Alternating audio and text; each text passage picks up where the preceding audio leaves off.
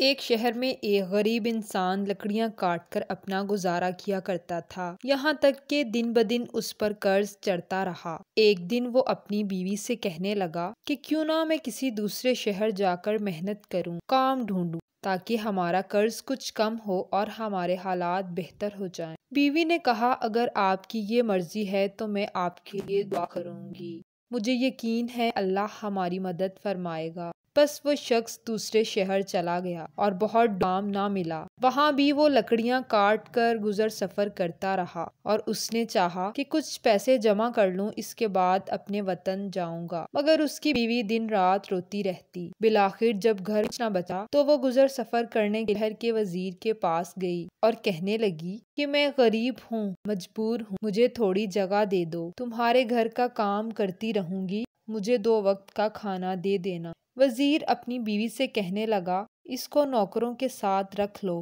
اور کوئی کام سمجھا دو، کرتی رہے گی۔ وہ غریب عورت اس وزیر کے محل میں کام کرتی رہی اور اپنے شوہر کے لیے دعا کرتی رہی۔ یوں ہی دن مہینوں میں بدل گئے اور مہینے سالوں میں، مگر اس کا شوہر واپس نہ آیا۔ ایک دن روتے روتے سو گئی تو رات کو اس کو خواب میں امام جعفر صادق علیہ السلام نظر آئے، اور اس عورت نے دیکھا کہ امام پاک فرما رہے ہیں کہ اے لوگو، آج کیا تاریخ ہے؟ امام کے ساتھ جو لوگ امام کے ساتھی تھے کہنے لگے، آج 22 رجب المرجب ہے۔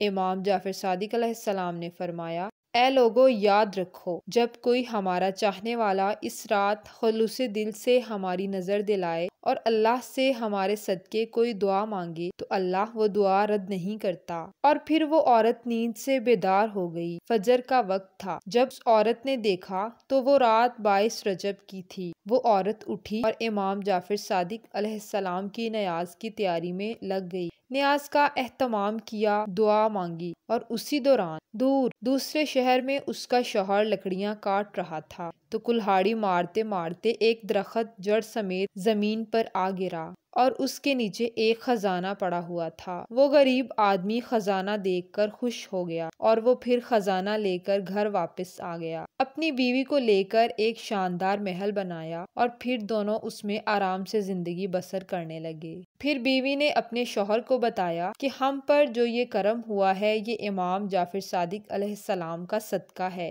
امام علیہ السلام میری خواب میں آئے تھے، انہوں نے کہا تھا کہ اس رات نیاز کر کے جو بھی ہمارے صدقے میں دعا مانگے گا وہ خوشحال ہو جائے گا۔ بس وہ دونوں میاں بیوی ہر سال یہ نیاز کرنے لگے۔ ایک دن وزیر کی بیوی چھت پر گئی، دور سے ایک عالیشان محل نظر آیا۔ وزیر کی بیوی نے اپنی کنیزوں کو بلایا اور پوچھا کہ وہ جو دور ایک محل نظر آ رہا ہے وہ کس کا ہے؟ کنیزوں نے کہا، یہ اس نوکرانی کا ہے جو کچھ دیر پہلے یہاں خادمہ تھی۔ وزیر کی بیوی نے کہا کہ یہ اتنا بڑا محل کیسے بنا؟ جاؤ اس عورت کو بلا کر لاؤ۔ کنیزیں اس عورت کے پاس گئیں اور اسے بلا کر وزیر کی بیوی کے پاس لے آئیں۔ بس اس عورت نے امام جعفر صادق علیہ السلام کی نیاز کا پورا واقعہ سنایا۔ اس عورت نے وزیر کی بیوی کو بتایا کہ مجھے خواب میں امام جعفر صادق علیہ السلام نے کہا تھا کہ یہ نظر کرو، میں نے یہ نظر کی اور انہوں نے مجھے نواز دیا۔ لیکن وزیر کی بیوی دل ہی دل میں کہنے لگی کہ اس سے بڑا جھوٹ میں نے کبھی نہیں سنا، یقیناً اس کے شوہر نے کہیں سے چوری کی ہوگی اور یہ کہانیاں بنا رہی ہے۔ وہ عورت اپنے گھر چلی گئی، لیکن وزیر کی بیوی کے دن بدلنے لگے۔ اچانک سے جو نائب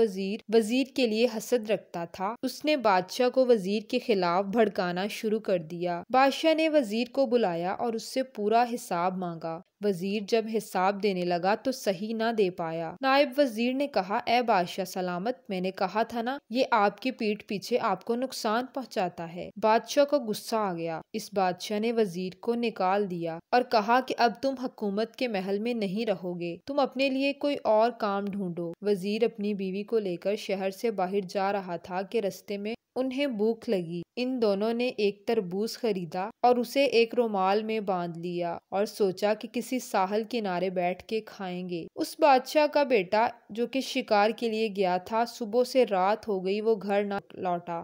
بادشاہ کی پریشانی دیکھ کر نائب وزیر نے کہا کہ بادشاہ سلامت، جس وزیر کو آپ نے محل سے نکال دیا ہے، کہیں اس نے آپ کے بیٹے کو کوئی نقصان تو نہیں پہنچا دیا؟ بادشاہ کو یہ بات سن کر غصہ آ گیا اور کہنے لگا، اس وزیر کو ابھی ڈھونڈ کے لاؤ، اگر اس نے میرے بیٹے کو کوئی نقصان پہنچایا تو میں اس کو نہیں چھوڑوں گا۔ سپاہی وزیر کے پاس گئے اور پوچھا کہ شہزادہ کہاں ہے؟ وزیر نے کہا، مجھے کیا معلوم۔ سپاہیوں نے اس وزیر کو اور اس کی بیوی کو بادشاہ کے سامنے پیش کیا۔ بادشاہ نے کہا، اس رومال میں کیا ہے؟ وزیر نے کہا، یہ تربوز ہے۔ بادشاہ نے کہا، اس کو کھولو۔ وزیر نے جب اس رومال کو کھولا تو اس میں شہزادے کا سر تھا۔ بادشاہ کو دیکھ کر اس کی آنکھوں میں خون اتر آیا۔ اس بادشاہ نے فوراً حکم دیا کہ وزیر اور اس کی بیوی کو قید کر دو، صبح ہوتے ہی ان دونوں کے سر کو تن سے جدا کریں گے۔ وزیر کہتا رہا کہ میں نے کچھ نہیں کیا، مگر بادشاہ نے اس کی ایک نہ سنی۔ قید خانے میں دونوں روتے رہے۔ جب دونوں میاں بیوی رو رہے تھے تو وزیر کہنے لگا کہ اچانک یہ سب کیسے ہو گیا میرے ساتھ؟ یقیناً مجھ سے کوئی گناہ ہوا ہے جس کی یہ سزا ملی ہے مجھے۔ اتنے میں وزیر کی بیوی رونے لگی اور کہنے لگی کہ برا تم سے نہیں بلکہ مجھ سے ہوا ہے۔ تمہیں یاد ہے ہمارے ہاں ایک نوکرانی تھی، وہ آج شہزادی کی طرح رہتی ہے۔ میں نے اس سے پوچھا تھا کہ تمہارے پاس پیسے کہاں سے آئے؟ اس نے مجھے بتایا کہ امام جعفر صادق علیہ السلام میری خواب میں آئے تھے۔ انہوں نے کہا تھا کہ میری نظر دو اور پھر دعا مانگو، اللہ تعالیٰ تمہارے حالات بدل دے گا، مگر میں نے اس کی باتوں کو جھوٹ سمجھا۔ مجھے لگتا ہے کہ اس لیے ہمارے حالات بدلنے لگے ہیں۔ وزیر نے کہا، اے بدبخت عورت، اس سے بڑا گناہ کیا ہوگا؟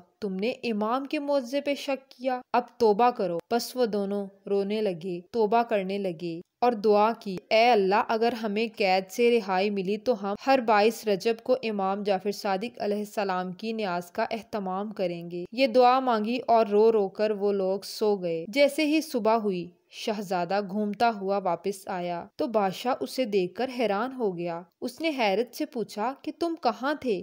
وہ کہنے لگا، میں تو شکار کے لیے گیا تھا۔ بادشاہ نے کہا، تو پھر وہ سر کس کا تھا؟ بادشاہ نے وزیر اور اس کی بیوی کو فوراً بلایا۔ وزیر اور اس کی بیوی نے تمام واقعہ بادشاہ کے گوشے گزار کیا۔ بادشاہ نے امام جعفر صادق علیہ السلام کا نام سنا تو کہنے لگا، آج سے ہر 22 رجب کو جہاں جہاں میری سلطنت ہے، امام جعفر صادق علیہ السلام کی نیاز کا اہتمام کیا جائے گا۔ اور بادشاہ نے وزیر اور اس کی بیوی کو بھی رہا کر دیا اور نائب وزیر کو اپنے محل سے نکال دیا۔